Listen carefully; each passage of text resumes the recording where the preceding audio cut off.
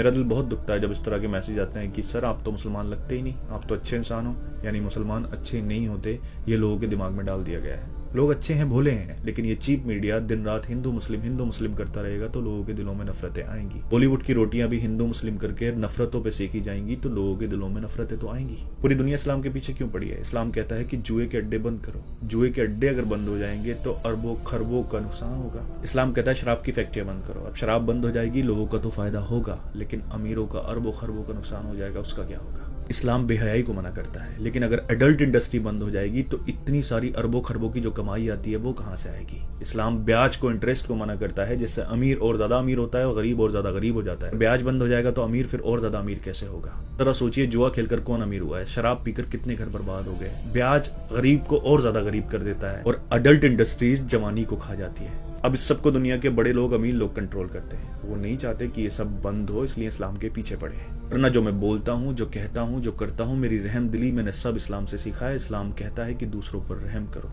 अगर तुम्हारा पड़ोसी तुमसे नाराज है तो तुम्हारा रब तुमसे नाराज है।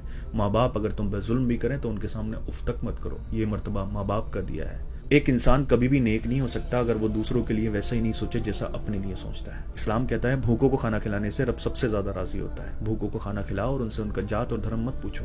इस्लाम ने औरत की इतनी इज्जत बताई है कि अगर सामने आए तो अपनी पलकों को झुका लो। इस्लाम कहता है ज्यादा फालतू पानी ना बहाओ। अब जो पानी बहाने को मना करता है वो किसी बेगुनाह के खून की इजाजत कैसे दे सकता है? लोगों के दिमागों में कुरान के गलत मतलब डाल दिए गए कि काफिर जहां मिले मार दो। कुरान इंडिया में तो नहीं आया ना, अरब में आया, हिस्सों में आया। जंगें होती थी, कुरान की आयत आती थी, उनमें बोला जाता था कि इनके साथ ये करो वो करो। उन आयतों का गलत मतलब निकाल कर नफरतें बेची जा रही हैं, लोग अपने फायदे के लिए इस्तेमाल कर रहे हैं। मैं हमेशा कहता हूँ कि दिल में नफरत रखकर हम किसी के साथ इंसाफ नहीं कर सकते। दिल से नफरत को निकालिए, उसके बाद सच्चाई को जानिए। कोई ये क्यों नहीं बताता कि कुरान में रहमत का जिक्र कितनी बार आया है? ऐसे लोग भी दुनिया में आए जो अपने आप को खुदा कहलवाते थे, खुदा मानते थे, लेकिन जाना उनको भी पड़ा। अमर कोई नहीं है, सबको जाना है। जो जालिम नफरतें फैला रहे हैं, झूठ फैला रहे हैं, लोगों को आपस में लड़वा रहे हैं, मरना उनको भी है और हिसाब उनको भी देना है। लोग गलत करते हैं तो वो लोग गलत है, इस्लाम गलत नहीं है।